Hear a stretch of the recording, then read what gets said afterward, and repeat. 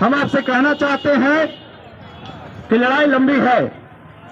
हम दूसरे यूनियनों की तरह नहीं हैं, हम दूसरे यूनियनों की तरह नहीं हैं। ये बात हम लोग को समझ लेना चाहिए। हमारा यूनियन सरकार से दो दो हाथ करने, आईसीडीएस से दो दो हाथ करने और मजदूरों के सवाल पर, आंगनबाड़ी कर्मियों के सवाल पर समझौताहीन संघर्ष चलाने का तत्पर है। और ये काम हम लोगों ने आशा में करके दिखाया है, रसोइया में करके दिखाया है। और जब पूरे हिंदुस्तान में आजादी से लेकर और आजादी के बाद सबसे बड़ा प्रहार आंगनबाड़ी कर्मियों पर हुआ, 18,219 आंगनबाड़ी कर्मियों को तो 2023 में इस सरकार ने बाहर कर दिया, काम से बर्खास्त कर दिया। ये हिंदुस्तान में किसी सरकार ने नहीं किया था, न अंग्रेज ने किया, न किसी और सरकार ने किया। खैर अंग्रेज के समय में तो ये स्कीमें नहीं था। तो 1975 में ये स्कीम आई और उसके बाद से किसी राज्य सरकार ने या केंद्र सरकार ने ऐसा हिमाकत नहीं किया कि 18,000 से अधिक एक साथ महिलाओं को काम से बाहर कर दिया हो। इस सरकार ने किया, लेकिन उतने ही ताकत के साथ हमने जबरदस्त पलटवार किया और सरकार को मजबूर किया कि 18,219 को फिर से वापस लेना पड़ा। ये हमारी संघर्ष की पहली जीत थी। हम इस जीत के कारवा को, इस लड़ाई के जोश खरोश को, इस लड़ाई के स्पिरिट को, इस लड़ाई के तेज को और चमक को बरकरार रखने वाले यूनियन है। और हम आपसे कहना चाहते हैं, हम आपसे कहना चाहेंगे बहनों से कि हमारी जो मांग है, हम इस सरकार से दो दो हाथ करने के लिए और आईसीडीएस से दो दो हाथ करने के लिए तैयार हैं। हमने देखा कि जब कार्यक्रम की शुरुआत हुई, कुछ पत्रकार आए जिनको गोदी मीडिया कहते हैं, वो हम लोगों पर लांछन लगाने लगे और वो अपने मन से नहीं आए थे। ये भी आप लोग जान लीजिए, हंसी मजाक की बात नहीं थी। हम जब राजनीति कर रहे हैं तो सरकार भी हमारे खिलाफ लगी हुई है आपको नीचा दिखाने के लिए। और वो आकर के जिस तरह की भाषा उसने इस्तेमाल किया, हम लोगों ने उसका कड़ा प्रत्युत्तर दिया। और हमने पूछा, ये सवाल उससे किया कि एक केजरीवाल आता है, पूरा इलेक्शन सिस्टम को ठीक करके चला जाता है, एक टीएम सेशन आता है, पूरे इलेक्शन कमीशन को ताकत को दिखा करके चला जाता है, सबको देश के तमाम वोटरों को परिचय पत्र देकर के चला जाता है। तो जिस ऑफिस का मालिक, जिस ऑफिस का बॉस अगर दारू पीने वाला होगा, बैड कैरेक्टर का होगा, वो कार्यालय कभी ढंग से चल नहीं सकता है।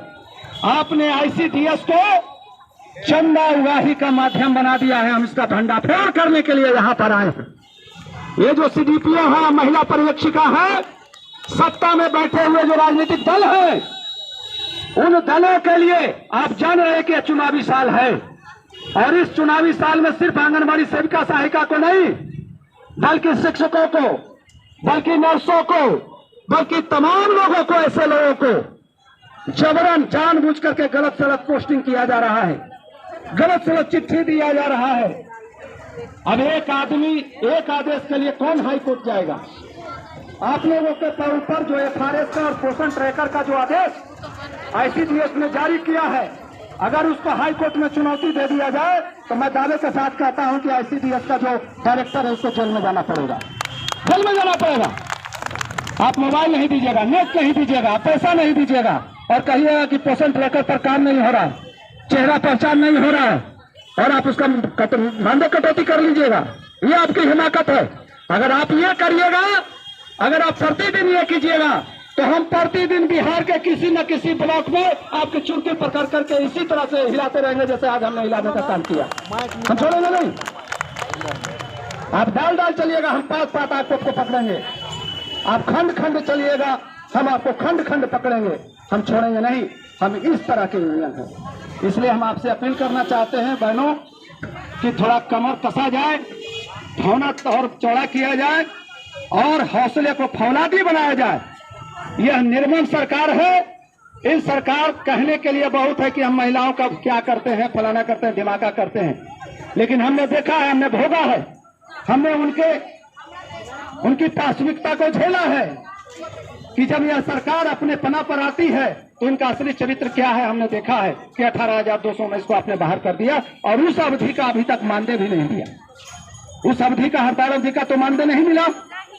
यह भी हमारी मांग है कि हड़ताल अवधि का मानदेय देना होगा, जबकि बिहार की परिपाटी रही है बिहार में लड़ाई की परिपाटी रही है कर्मचारी आंदोलन की, कि जितने भी विक्टिमाइजेशन होते रहे हैं और हड़ताल अवधि का जो भी पैसा है, उस हड़ताल अवधि को, उस दिन को छुट्टी में समायोजित करते हुए उसका मानदेय दिया जाए, उसका वेतन दिया जाए। ये हमारी मांग रही है और आज हम इससे मांग करना चाहते हैं।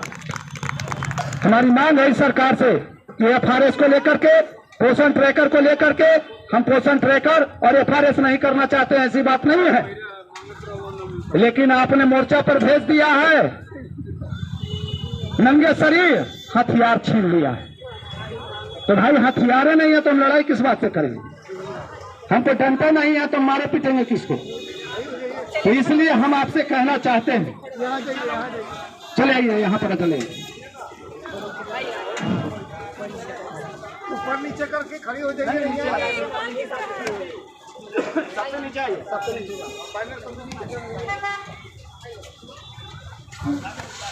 काम मत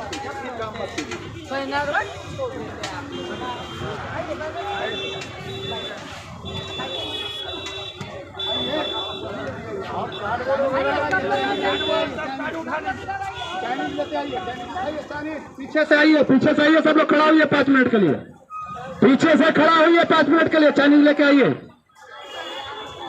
लाइए उसको, लाइए चाइनीज इधर लाइए, उल्टा मत पकड़िए, उल्टा नहीं पकड़िए, बीच में वो कोई पकड़ लीजिए। इनकलाब जिंदाबाद, एफआरएस नहीं चलेगा, एफआरएस नहीं चलेगा।